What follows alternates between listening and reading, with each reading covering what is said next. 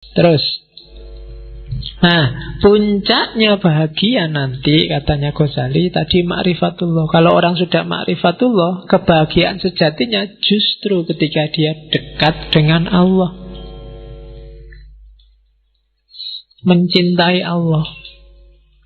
Selama ini sebenarnya pikiranmu masih terjebak materi. Kalau kritiknya Hussein Nasr, itu yang bikin kamu susah mencintai Allah. Bagi kamu yang dicintai itu harus cantik, dan rumusmu tentang cantik adalah yang kulitnya putih, rambutnya panjang, kan itu.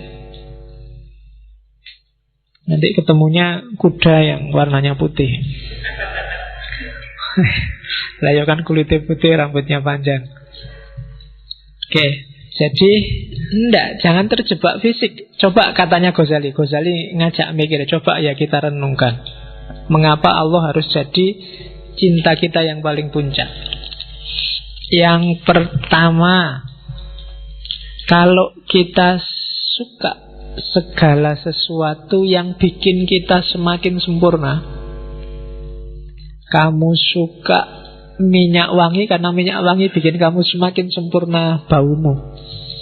Kamu suka apa saja, baju bagus karena baju bagus bikin kamu perfect penampilanmu. Padahal katanya Ghazali, coba dipikir, yang bikin semua itu, yang merealisasikan kamu sehingga puncak jadi sempurna, itu kan Allah. Kamu suka orang yang membantumu karena dengan dibantu kamu semakin berkualitas.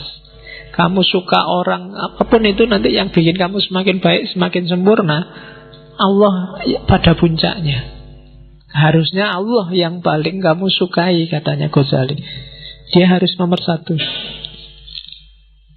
Rumus kedua, kalau kamu suka pada orang, pada temanmu, pada tetanggamu yang sering berbuat baik padamu, suka jemput, suka nganter, suka SMS, suka mention di Facebook, itu kan berbuat baik.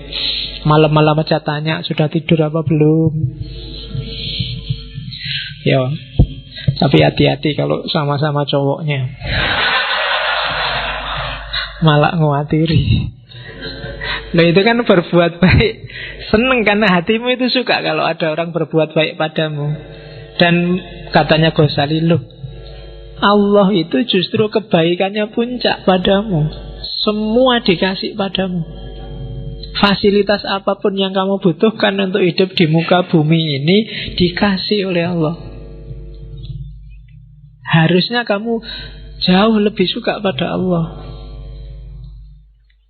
Yang ketiga, katanya, kalau kamu suka pada orang baik, orang dermawan, kalau tadi kan untuk dirimu, untuk orang lain, kamu suka kan lihat orang, wah bagus ya Jokowi itu nolong orang miskin, wah bagus sekali, orang baik di mana-mana kan bikin kamu suka. Harusnya juga puncaknya juga Allah. Allah itu baik pada siapapun, bahkan yang terang-terangan melawan dia juga Allah baik. Yang tiap hari mencaci maki Allah, orang-orang ateis itu, yang anggap Allah itu tidak ada, Allah itu jahat, Allah itu menyusahkan orang dan seterusnya. Loh, Allah masih berbuat baik pada mereka. Kalau Allah mau, begitu dia ngomong saat itu juga nyawanya hilang, bisa. Tapi kan enggak. Itu kan berarti orang yang baik luar biasa seandainya orang. Maka harusnya jatuh cinta kita pada Allah itu topnya. Kalau cuma manusia, dia ada batasnya. Kalau Allah nggak ada batasnya. Itu argumen keempat.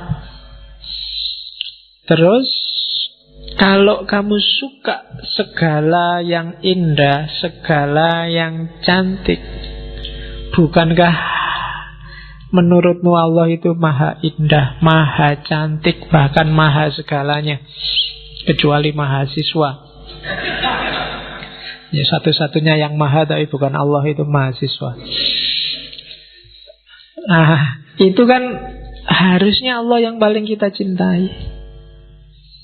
Jadi pada puncaknya ternyata ada Allah. Allah itu maha indah, Pak. Ya saya bilang tadi, kamu nggak bisa menangkap kemahaindahan Allah karena pikiranmu terjebak fisik. Susah untuk mencintai sesuatu yang tidak fisik. Itu yang bikin kita susah untuk jatuh cinta pada Allah. Hubungan kita sama Allah selama ini bukan hubungan cinta, tapi hubungan formalitas. Atau jangan-jangan hubungan juragan sama buruh. Kadang-kadang dibalik, kamu merasa jadi juragannya. Allah kamu perintah-perintah. Ya Allah, mbok IP 4, masa nggak bisa 4 aja, Pak? Itu kan kamu doanya kan gitu, maksa-maksa Allah. Saya ada masalah nih, tolong diselesaikan. Kamu yang berbuat kok Allah suruh tanggung jawab. Ya, kamu perintah-perintah itu, untung Allah nggak ngomong juragannya siapa, buruhnya siapa. Kamu perintah-perintah. Jadi harusnya cintamu yang pertama ada pada Allah. Bikin alam secantik ini, itu sebenarnya salah satu bukti, ya pasti dia maha cantik. Emangnya yang merumuskan ada cowok cakep atau cewek cakep itu kan ya Allah sendiri kan yang bikin rancangan. Dan itu pun dibikin sesuai standarnya manusia. Hewan juga mungkin punya standarnya sendiri. Dan itu kan kecanggihannya Allah. Tidak ada kan hewan jatuh cinta sama manusia misalnya. Ayam ya jatuh cintanya sama ayam perempuan, gak pernah sama cewek cantik. Cowok juga, mahasiswa juga jatuh cintanya sama mahasiswi, gak pernah sama ayam. Kecuali ayam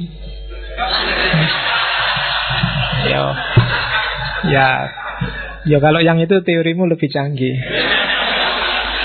Oke, saya kan tidak ngerti yang itu kamu. Kalau di situ saya lugu Mas ya. Oke. Terus. Oke. Terakhir katanya Ghazali, kalau orang mencintai sesuatu karena cocok dengan dirinya, misalnya kamu baik, suka juga sama orang baik. Kamu orangnya suka makan, kamu juga suka sama orang yang suka makan. Kamu orangnya suka humor, kamu senang juga orang sama suka humor, dan seterusnya. Kalau kamu jeli, coba kamu cek bahwa Allah sangat sesuai dengan dirimu, dengan hidupmu. Kamu apa aja, Allah ada mahanya. Kamu adil, Allah maha adil. Kamu suka kedekatan, Allah maha dekat. Kamu suka keakraban, Allah maha akrab. Ya kan, Rauf, Rafiq, dan seterusnya. Bahkan kamu suka ketegasan, Allah syadidul iqab pada yang salah. Ada semua, mesti cocok. Makanya para sufi selalu nyuruh kita takhollak bi ahlakillah. Tirulah karakternya Allah. Kenapa kok bisa ditiru? Karena sama, sekufu sama kita meskipun beda level. Jadi Allah maha penyayang, kita menyayangi bisa. Allah maha pengasih, kita mengasihi bisa. Berarti sepadan. Harusnya kita jatuh cintanya sama Allah, katanya Ghazali. Lah kok bisa kita jatuh cinta pada yang bukan Allah? Pasti kamu sedang ketipu, katanya. Kamu ndak pol jatuh cintanya, kamu masih main di level bawah. Coba pikir lagi, apa sih yang bikin kamu jatuh cinta sama harta? Harta bikin saya enak, Pak. Loh, Allah jauh lebih dari itu. Harta memenuhi kebutuhanku, Pak. Allah sejak dulu, sebelum kamu lahir masih di perut ibumu, dipenuhi kebutuhanmu. Apa yang bikin kamu jatuh cinta sama lawan jenismu? Ya enak, Pak. Enak apa nih, wong belum kawin? Ya kan?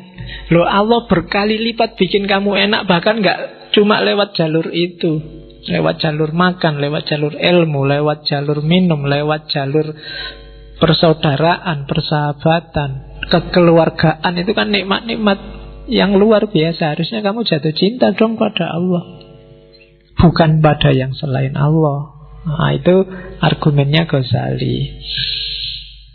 Nah, ini kalimat tak potong dari Kimia Sa'adah. kebahagiaan tertinggi bagi seorang awam adalah surga.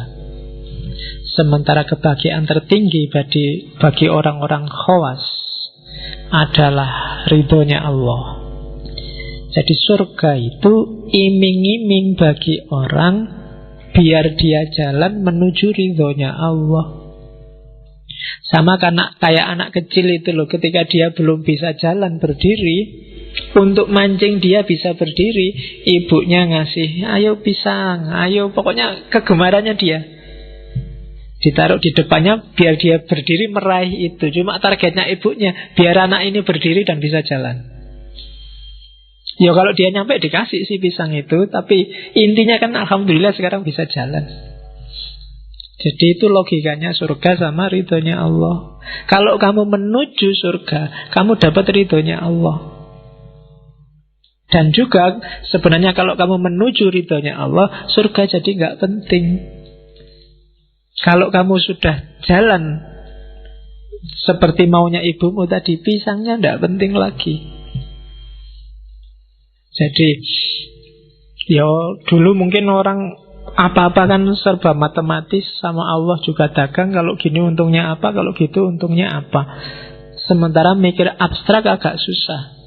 Maka ditawarilah dengan jannah, dengan surga yang ilustrasinya sangat fisik, ya sesuai jangkauan pikiran masyarakat zaman itu.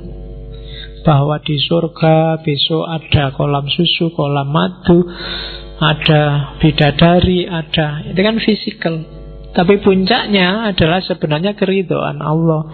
Apa enggak boleh Pak saya mimpi ke surga? Boleh. Jalanmu menuju surga adalah jalan yang sama sebenarnya menuju keridhaan Allah. Cuma kalau terminal akhirmu surga dan kamu berhenti di situ, matok di situ, mungkin kamu nggak ketemu keridhaan Allah. Akhirnya ibadahnya jadi matematis, disuruh apa-apa dihitung.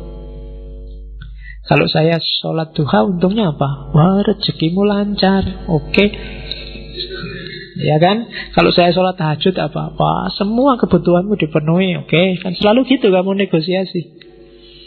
Begitu kamu sholat duha lama, rezeki tidak lancar-lancar Pak. Jangan-jangan bohong. Ya kan? Karena kamu pertimbangannya matematis. Seolah-olah Allah nggak ngasih apa-apa padamu. Karena hitunganmu ya harus kaya dengan sholat duha. Kalau saya sedekah 1.000, nanti dapatnya 70.000, benar kok Pak? Iya, janjinya Allah. Begitu nggak dapat 70.000, wah bohong kan mana? Ya kan? Jadi itu yang manusia awam, katanya Ghazali, mikirnya selalu ke situ. Tapi ya enggak apa-apa, karena itu jalur yang sama kok menuju keridhaan Allah. Kalau memang enggak nyampe ya harus begitu retorikanya. Cuma semua inna lillahi wa inna ilaihi, bukan wa ilal jannah.